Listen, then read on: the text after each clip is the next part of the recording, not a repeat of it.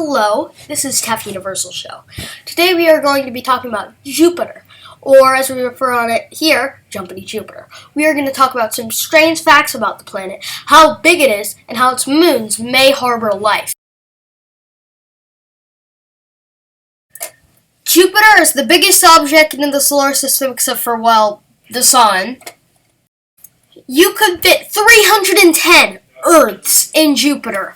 That is a massive number. And that would mean, if we had 300 Earths, that would mean that there would be approximately, wait for it, 2.1 trillion people. That's a lot of people. And you'd have 310 me's talking right now. Get some conspiracy theories out of the way. Jupiter is not a failed star. If Jupiter were to be a failed star, it would have to be 20 Jupiters. It's big. 20 times as big to be a Y-type star. We will talk about Y, O, B, A, F, G, K, M, L, T, Y stars, because that's the spectrum of stars. We'll talk about that later. But for now, let's just say Jupiter is not a failed star. So Jupiter has a storm on its surface, 3 times the size of Earth, called the Big Red Spot, because that's what it is. It's a big red spot. Anyway, it has winds of 1,900 miles an hour.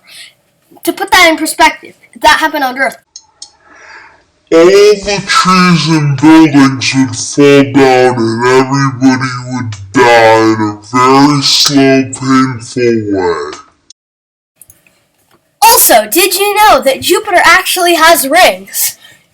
You might think of Saturn as the only body in the solar system with rings. But Jupiter has rings as well. They're just less visible. But as you can see, the closest orbital trail isn't an orbital trail, it's a ring! This is going to blow your mind. It rains diamonds on Jupiter. And what I'm going to do when I grow up is I'm going to have a spaceship. It has a giant funnel in the back, and then I travel to Jupiter, and I take a funnel, and I'm going to capture diamonds, and then I'm going to sell them, and then what I'm going to do with all that money is I'm going to blow up the world. No, I'm probably going to do something else. Like advertise the Educational Federation. This is another fact about how massive Jupiter is. You could fit Mercury, Venus, Earth, Mars, the asteroid belt, and Ceres, Saturn, Uranus, Neptune, the Kuiper belt, Pluto, Haumea, Makemake, Eris, and all the Oort cloud objects and every single probe we've sent out, and my friend's dog. You could fit all of that in, and it would still be only 95% of Jupiter's mass. Of course, not including the Sun, because then Jupiter would be bigger than the Sun, and that's ridiculous. This makes a really good question. What if you fell into Jupiter? Now, this would not be as you expect. The ring particles wouldn't hit your face millions of times over. First of all, that is not going to kill you. It's like the asteroid belt. Big space between every particles. Also, when you hit the atmosphere, you would not explode or whatever. You would be fine until you got near the core, in which you would burn up and die. But also, what would happen is you would hit the core, and then you would melt. But the core is made of magma, and it's the only liquid inside the planet. Well, and there is no salt inside the planet. Inside, I mean by not the rings, because the rings are made of ice. Just so you know. And I don't think there's alien tardigrades living inside those chunks of ice. Probes have been sent to Jupiter, and they have revealed a lot, I can tell you. Lots and lots of things that I will talk about in the episode about probes. But for now, I will say that they have discovered a lot. They have been to the moons. There's probes that went into the atmosphere and blew themselves up. But It is amazing, all the probes on Jupiter. There's hundreds. Okay, just look at Jupiter and all of its rings and all of its glory and orbital trails. It's so beautiful. Even in real life, not just in the physics simulator.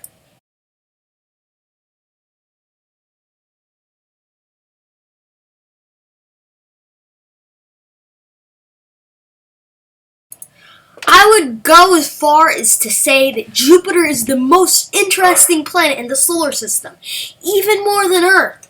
I'll tell you why. 3 reasons. All the crazy extremes. Number 2, that it has like rings and it's a gas giant and it has the storm and all that stuff. Why am I putting it in 1? But number 3 would be that its moons probably harbor life. And that's what we're going to talk about in a little bit.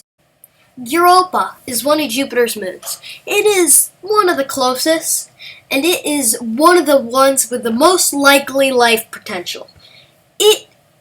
Okay, this is going to blow your mind. It has water, and that water is like a pool. And it's normal H2O water, not methane ice all melted in methane pudding or whatever. This is a real ocean, underground ocean, and it has a more likely chance of having life than any other body in the solar system, in my opinion. Ganymede is Jupiter's biggest moon, and the biggest moon of the solar system. It is 2 times the mass of the moon, pretty hefty, doesn't have an underground ocean, but it is still pretty cool. I mean, sure, it doesn't have an underground ocean, but it's like green and it's cool colored, and I like eating peas. Io is the densest moon in the solar system, and I think it looks more like cheese than the moon. So, when you say the moon is made of cheese, the moon you're talking about is probably Io, not the moon, because the moon is made of electric particles that are stuck to the moon's mantle.